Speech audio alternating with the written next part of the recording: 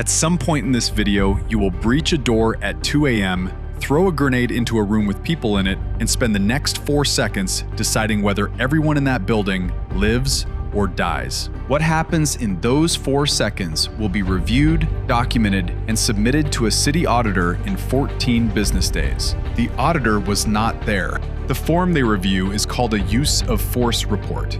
It has a word limit. The word limit is the same, regardless of what happened in that room. You will think about this more than you expected to. This is SWAT. From the day you show up to a selection course with 3 years of patrol behind you and absolutely nothing guaranteed, to the day you're standing outside a building with 100 people inside, a negotiator who hasn't slept, command staff who want an answer, and a mayor who wants it off the news. This is every rank. This is what each one costs. Level 1. Candidate. You cannot apply for SWAT on your first day as a police officer. You cannot apply on your second year either. Most departments require 3 years of patrol before you are eligible to submit an application. LAPD requires 5. 5 years of traffic stops, noise complaints, domestic incidents, and a fender bender outside a 7-Eleven at 11 p.m. on a Thursday before anyone will look at your file. You serve the 5 years. You submit the application. Your supervisors are contacted. Your psychological profile is evaluated. Your fitness record is reviewed. Someone decides you're worth taking a look at. Selection is a single day. Pass/fail on 4 components: marksmanship, physical agility, a tabletop tactical exercise, and an interview panel. Fail any one of them, and you are thanked for your time and driven back to your precinct before lunch. The training forums describe selection as physically grueling. They are technically correct, but the grueling part is the 5 years before you walk in the door. Most people don't fail the physical. Most people fail because they've spent 5 years in patrol and never once had to articulate, calmly, under observation, why they made a decision under pressure. The interview panel is 3 people who have spent careers doing exactly that. They can tell. You pass. They schedule your first day of Basic SWAT School. Basic SWAT School is 12 weeks. The 5 years were not the hard part. The 12 weeks are also not the hard part. The hard part is what comes after both of them. The thing that operates like a machine welcoming a new component, without warmth, without ceremony, and with the immediate assumption that you will function correctly or be removed. Nobody mentions this yet. You'll find out. Level 2. Probationary operator. You are technically on the team. You are not, in any meaningful operational sense, on the team yet.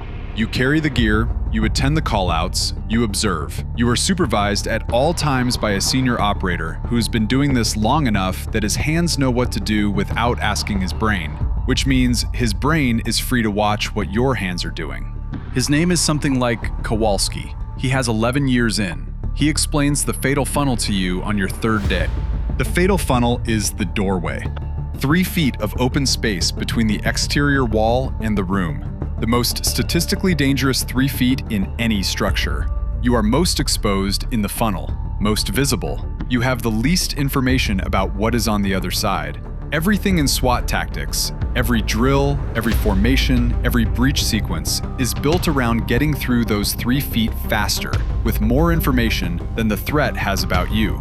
Kowalski tells you this flat. You run the fatal funnel drill 48 times in your first month. You also run patrol the next morning. Because 98.3% of SWAT operators in this country carry a regular patrol route alongside their tactical role, you are a SWAT operator who also responds to parking complaints and noise ordinance violations in Sector 7. Both are real. Neither cancels the other. You run the fatal funnel drill on Thursday.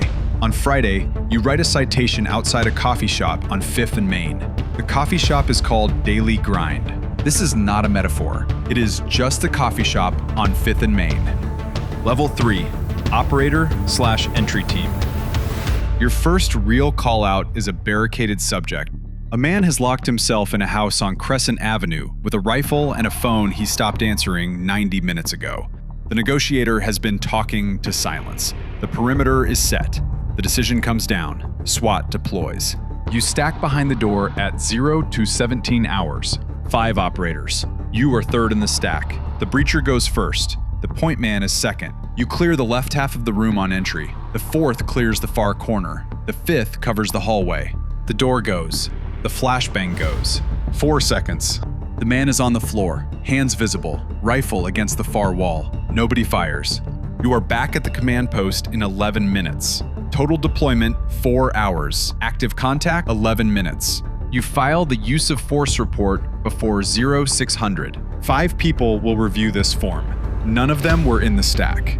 This is not a complaint. It is a design feature. The people reviewing use of force decisions are supposed to be people who were not there. The distance is the point. The form exists so someone who wasn't in that hallway at 0217 can understand what happened and whether it was justified. The form is 3 pages. The flashbang section is half a page. You had 4 seconds. The word limit does not adjust for this. Level 4, Senior Operator/Sniper. 3 years in, dozens of callouts. You specialize now. You chose Sniper. The SWAT Sniper is not what people assume. In 6 years of deployments, the average SWAT Sniper fires their precision rifle approximately 0 times. What the sniper actually does: finds a position before the entry team moves, establishes overwatch, and feeds real-time intelligence to the command post for the entire duration of the operation. The rifle is there if necessary. In practice, it is almost never necessary. You have documented the movement of 43 barricaded subjects through a magnification scope. You have fed real-time intelligence that changed tactical decisions on 11 callouts. Twice, you have redirected the entire plan because you saw something from your position that nobody at ground level could. You have lain face down in gravel on a November rooftop for 6 hours, providing intelligence that helped 2 people walk out of a building you were never in.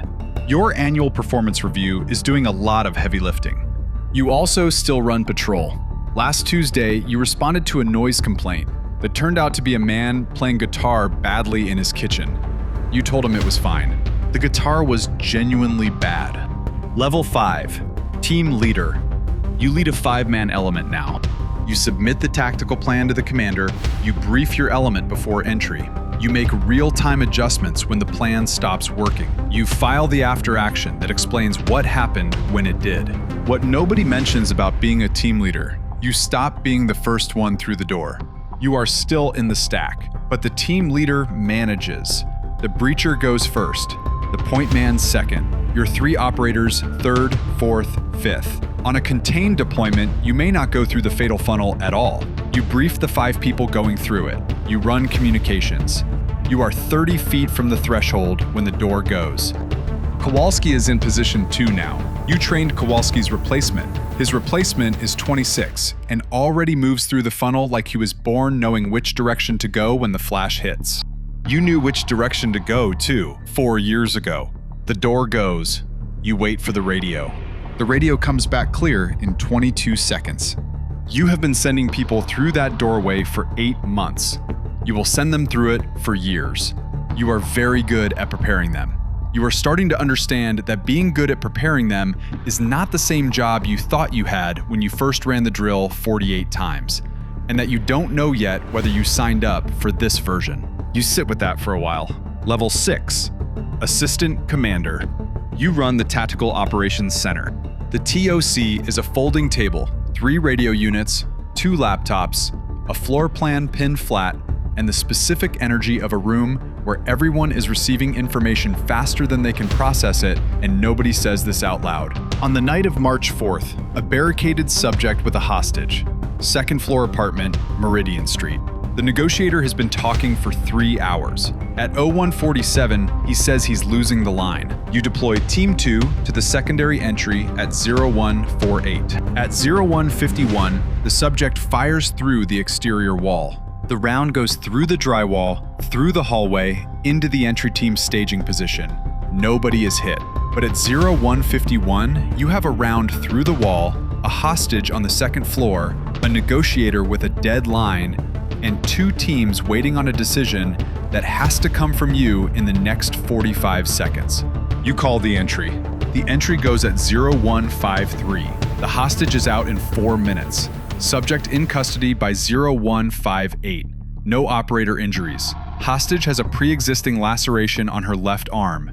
Documented, not entry related. You file the use of force report at 0431. A full tactical deployment, 2 teams, live fire, hostage recovery, is 17 pages. At 0512, you drive to Sector 7. At 0614, you write a citation for an expired registration outside a hardware store on 5th and Main. The hardware store is directly across the street from the daily grind. You have been parking there for 4 years. Level 7, Commander. You run the unit. Budget, training schedule, equipment procurement, personnel selection, deployment authorization, interagency coordination, quarterly fitness reviews, after-action oversight, and the specific administrative reality that every piece of tactical equipment your unit owns must be inspected biannually and the result forwarded to you in writing. You receive a lot of documents in writing. The documents describe, in institutional language, work that your operators are doing in the field. They are accurate. They are also the closest you have been to a tactical deployment in 14 months, because the commander does not deploy. The commander authorizes deployments, reviews plans, and is accountable for outcomes. You have authorized 47 deployments since taking command. You have sent this unit's operators through the fatal funnel approximately 230 times. You have not walked through it in 14 months. This is correct. This is the job.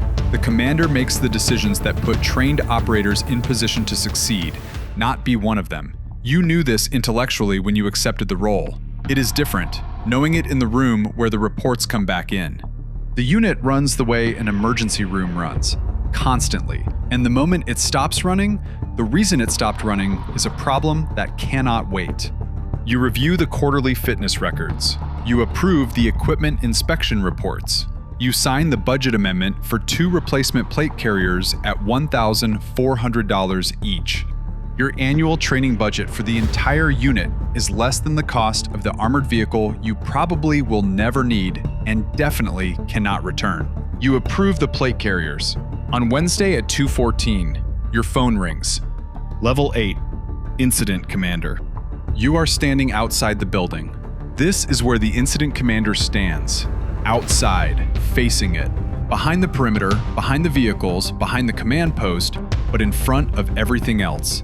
Every agency on scene, every team, every resource runs through you. All decisions. To your left, the negotiator, who has bought you 2 hours and is telling you the time has run out. To your right, your assistant commander at the TOC.